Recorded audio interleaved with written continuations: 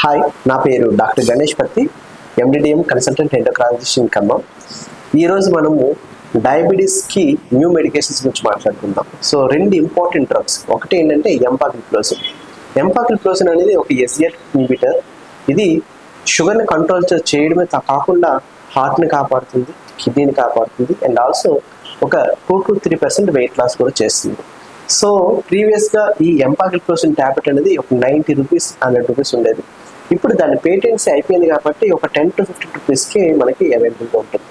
So ఎంపాక్రిప్లోసిన్ అనేది ఏంటంటే ఒక డపాగ్లిప్లోసిన్ లాంటి మెడికేషనే.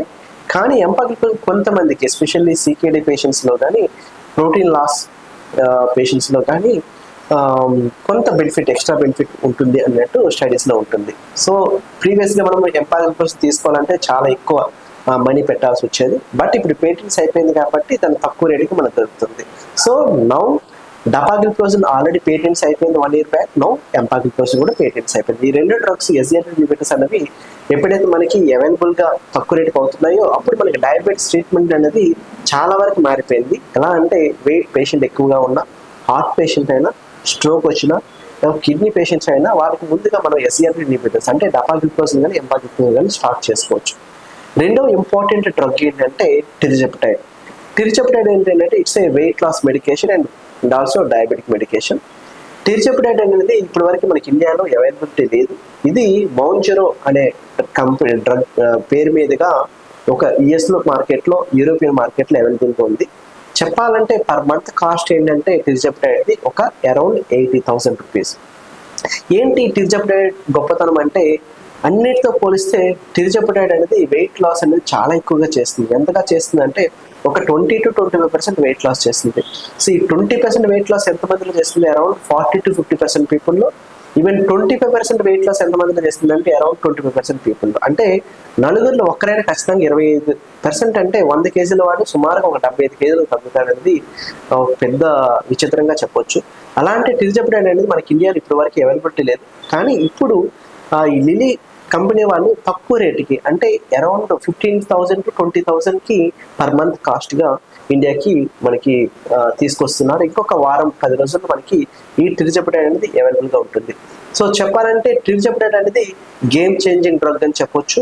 డయాబెటీస్ ట్రీట్మెంట్కి కానీ, లేకపోతే ఒబెసిటీ ట్రీట్మెంట్కి కానీ. ఒక్కసారి ఈ టిర్జెప్టైడ్ మనకి ఇండియాలోకి అవైలబిలిటీ వచ్చిందంటే ఇంకా మనకి చాలా వరకు వెయిట్ లాస్ మెడికేషన్స్ కానీ, లేకపోతే డైటరీ ప్లాన్స్ కానీ, ఇలాంటి మెడికేషన్స్ అన్నీ కూడా ఇంకా పక్కకి వెళ్ళిపోతాయని చెప్పుకోవచ్చు. దీని ఎవిడెన్స్ సర్ఫేస్ ట్రయల్ అని ఉంటుంది. ఈ ట్రయల్లో ఈ టిర్జెప్టైడ్ అనేది చాలా వండర్ఫుల్ రిజల్ట్స్ వచ్చాయి. కానీ ఓన్లీ ప్రాబ్లం ఏంటంటే ఎక్స్పెన్సివ్ వల్ల మనకి ఇండియాలో ఇప్పటివరకు అది అవైలబిలిటీ లేదు.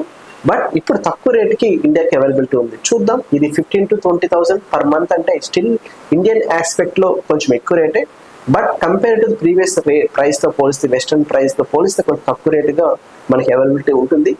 ఇది ఇండివిజువల్ సింగిల్ కాంపోనెంట్ అంటే సింగిల్ పెన్గా ఉంటుందా, మల్టీ డోస్ పెయిన్గా ఉంటుందా చూసుకోవాలి. అంటే ఎంత ఎఫర్డబిలిటీ ఉంటుందో ఏంటనేది చూడాలి.